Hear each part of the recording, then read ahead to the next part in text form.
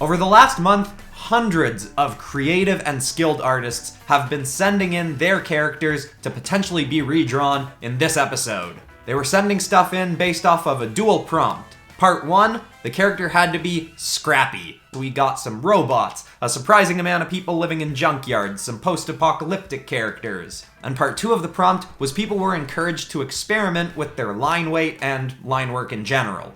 And the creativity of the people who participated is just mind-blowing. I had so much fun going through the submissions this month. I spent so long going through them, trying to decide what to redraw and talk about in the honorable mentions category, and I was just more and more impressed as I went through all of the submissions. And it's so cool to see how many incredibly skilled artists participated in this month's redraw. But of course, from the hundreds, I had to narrow it down to just a few that I could redraw, 8 to be specific, and they were all such a blast to redraw in my style. So without further delay, let's get into the first redraw right now. First up, coming to us from Dark Knight 200208 is an awesome character named T607 or Balthor. And here's the description. Balthor is a troll that suffered heavy wounds in the final battle of an old war that exterminated his kind. Days after the battle ended, scavengers began to pick apart the battlefield, and a young scavenger stumbled across Balthor, and using mechanics from fallen battle mechs, was able to stabilize his condition.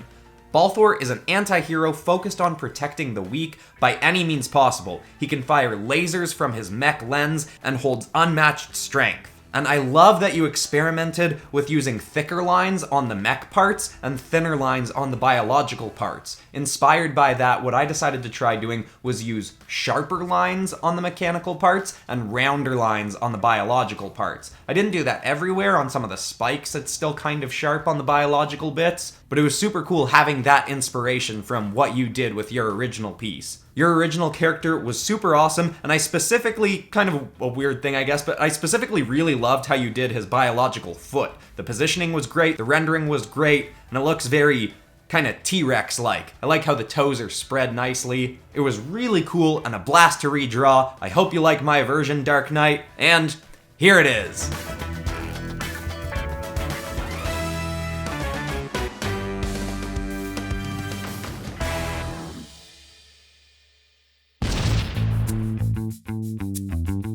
Now, if I were to give out an award for best use of the prompt, I would probably give it to Bob Boy here, who sent in his character Carter over email. And here's the description. This is Carter, and he was originally a ghost. He's kind-spirited, pun intended, and overall a nice guy who just wants some friends. Carter wanted to make a body for himself so he can still make friends even if he's dead. So he got pieces of discarded clothing, sewed them together, and created this ragdoll-like vessel for him to possess. Unfortunately, all he does is scare people away now, so he kinda regrets doing it. I loved the idea for the character, and what I found specifically really great was both your variety of line work, both in terms of the thickness and the color. You've got some white lines in there to show the sewing on the character, which makes it stand out really nicely. And then you've got some really nice, clean, precise, thick black outlines around the character that give it a really nice, simple silhouette, while having a lot of detailed patterns going on within the character. The character's scrappy, there's a lot of line work experimenting, and I love that he's a ghost. I wanted to have some of that ghost drawing in there as well in my redraw, so I decided to have him as if he's still partway through sewing the outfit and his ghost arm is still exposed and kind of translucent. It was a total blast to redraw and really inspired me to try and do some really clean line work. So awesome stuff, and I hope you like my version of Carter.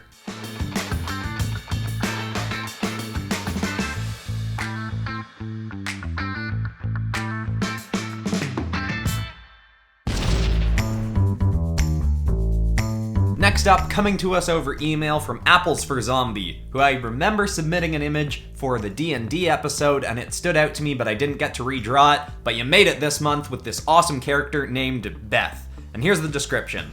This is my character Beth. I imagined her living in a sort of post-apocalyptic world where she works as a mechanic with her robot friends. For the line art challenge, I tried using finer lines than I usually do and also changing the line art color to blue.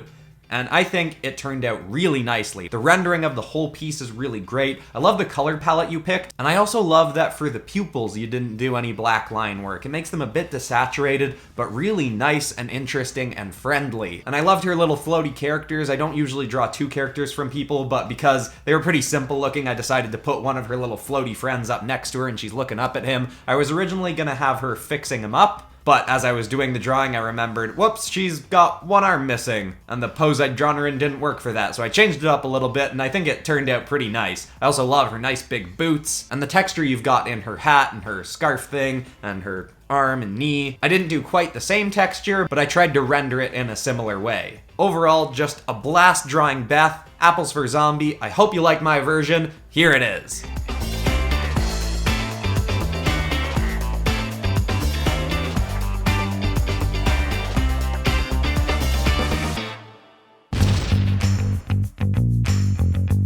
This month, the award for best gnarly, narsty looking creature goes to Calories, because this thing is really gross looking and super cool and well done. And it's got a kinda long description, so let's get right into it.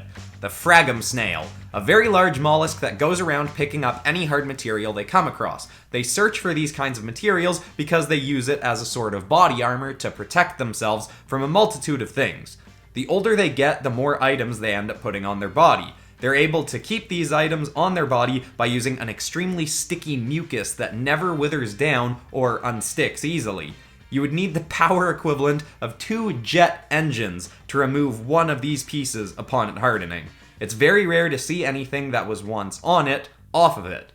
These creatures can also use their mucus to protect themselves by spewing it out at anything that may threaten them. If you are attacked by it, you may die of starvation due to being stuck in place for too long, unless you get rid of it as soon as you can. In order to do this, you will need to seek a professional in the next 48 hours so they may treat you with Fragum Snail Remover, which is a material that is produced in the creature's sweat. They only sweat this material on the palms of their hands so that they can remove unwanted materials easily. It's an omnivore as it likes to eat small bugs and rodents just as much as leaves, fruits, and sometimes even algae. Human influence has had this creature start to pick up the scraps of certain destroyed man-made materials, so they're sometimes found in dumps collecting things to put onto their body. However, this may sometimes be harmful to the creatures if they pick up materials like glass or even toxic barrels if it's at a thermal plant. You did an awesome job on this, love everything about it, and I hope you like my redraw. Here's my Fragum Snail.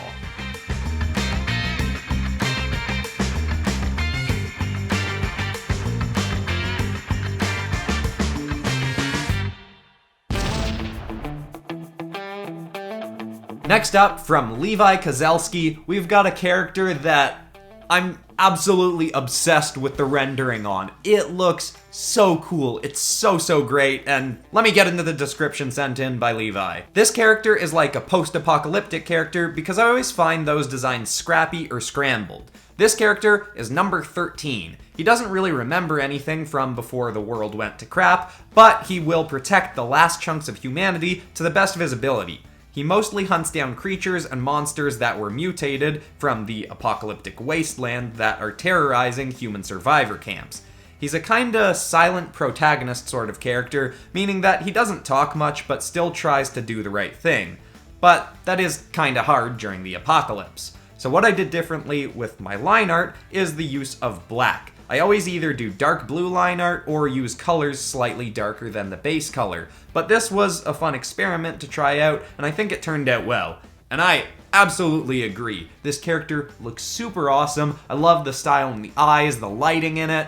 I think he looks so perfect, especially specifically in your art style, that I almost didn't even want to do it in my art style, but I'm glad I did because it was a blast to redraw, and I'm starting to become more comfortable drawing things like machine guns. I was bad at drawing guns, but especially this super scrappy one was a lot of fun to redraw. So I hope you dig my version of number 13.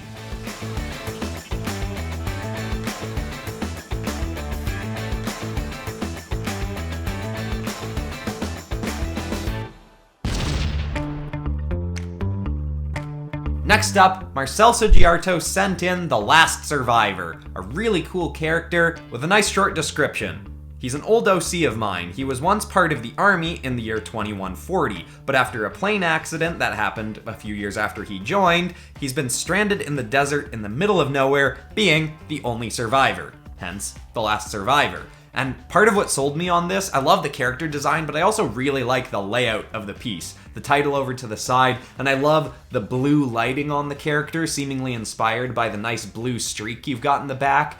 The whole thing has a really nice desaturated color palette, but that nice pop of blue really stands out well on the character. And it's also a really fun pose having that flag there. I knew I wanted to work that into my drawing, but had him kind of holding it behind him as he's looking out, as if he's trying to find his way still. And I love the nice, thick black outlines on the left side of the character. Especially on the upper part of his back leg, you've got a nice variety of line work in there, and it's all very crisp and clean looking. I also really love his nice baggy pants. I tried to keep them nice and baggy and off his body, which was a fun change of pace for me because I tend to do pretty tight, form-fitting clothes. And overall, Marcel, it was just a super cool submission. I had a blast redrawing The Last Survivor, and I hope you like my version.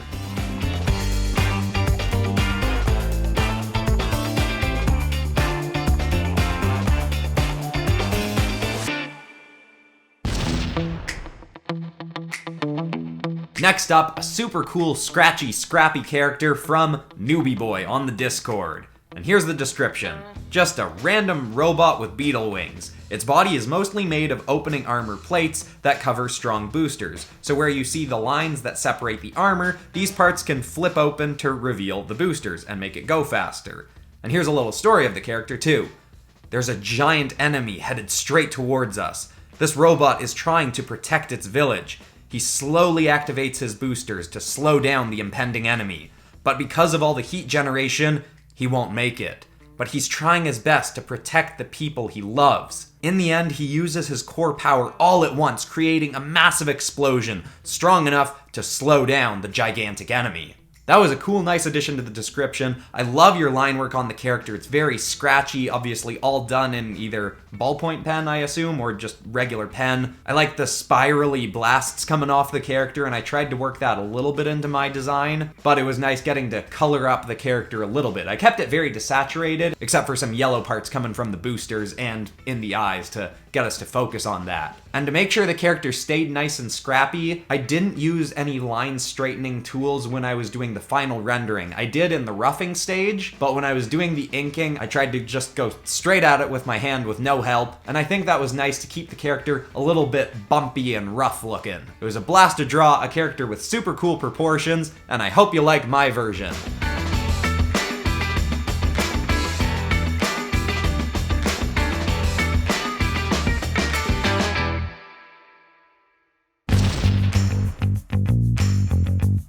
And our last redraw of the day comes to us from PurpleMan, with this super cool character named Nina Adams, who is a blast to redraw and has a kinda long description, so I'll get into it now.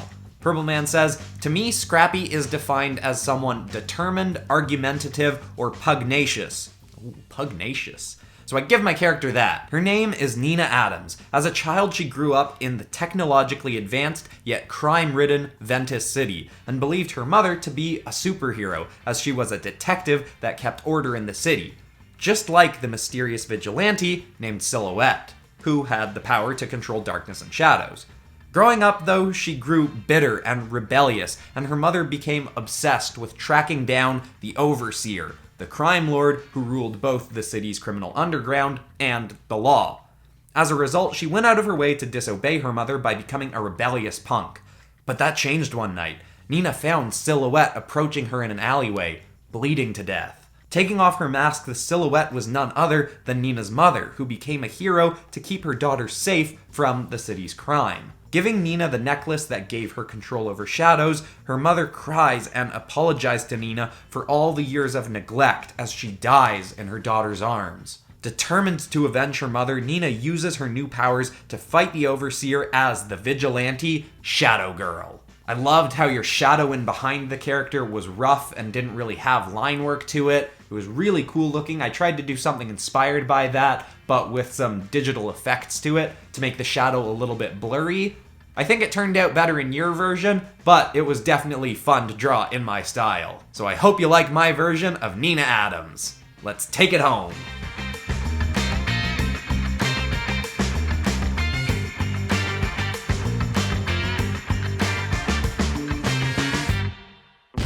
Oh yeah. Got an awesome new background all rigged up for February 2020, but of course, we still have to go through the honorable mentions, because there's so much cool stuff sent in, I can't just cover the stuff that I have time to redraw. Let's go through them now. First up, we've got an awesome drawing from DTIYS on the Discord, and it's a sort of mechanized version of Scrappy Doo, and the proportions are so sick, the rendering's great, I love the glow around it, super cool DTIYS. Then from Ian, we have got a character that has some really nice rendering. I love the texture that you did with some scratchy lines going in throughout the character's body. Really great stuff. Then Breadstick sent in this super fun robot character named Greg that's got some really nice texturing done with some white-ish lines in and throughout the character's body. It's a fun design. I love the name, both yours and the character's. Really cool. Emo Ace sent in another robot character and did some really awesome experimenting with colored purple lines for the character that I think came out really nicely. Awesome stuff, Emo Ace. Then I sent in this awesome Scrappy raccoon character with a great name as well, Annie Mall. She's super fun, and I love the little extra sketches of examples of what the character can do. Then George Comanados, this one speaks for itself. The rendering is gorgeous. It's so detailed. The cross-hatching, it looks like you spent ages on this, and it's really beautifully done and super creepy. A Spoopy Pearl sent in a very nicely done character with a really great glowish lighting on the front, and line work that's both kind of scrappy and rough looking, while also being very clean and precise. Awesome stuff. Then Major Kusanagi Kimo Limo sent in just one of the coolest robot designs I've ever seen. This thing is crazy looking. I love the watercolory washed colors going from pinkish, orangish down through to purple as it goes down the body.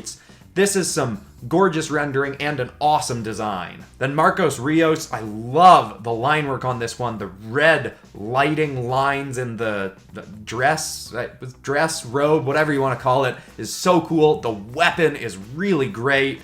This is just a super sick looking character. Then Mecha Maki sent in this awesome robot that's taking a drink of some oil. I love the sort of scratchy lines on the interior to make it look a bit rough and rusted. It's really awesome stuff. Mr. Fig sent in a super stylish character with some really clean, nice line work. I love the proportions on that giant arm, how it gets a little bit smaller at the elbow and then nice and big, especially down to the fist. Really sweet stuff. Razzler 2000, I love the colors on this piece. I love the layout of it. The blueprint background was a really nice idea, and I love the white line work. Really cool and really stylish. Sathu sent in this variation of the character Devilman, and it is just so movement-filled and beautiful. The yellow lighting on the front, the black streaks in behind it, the pops of red. So cool. Great work, Sathu.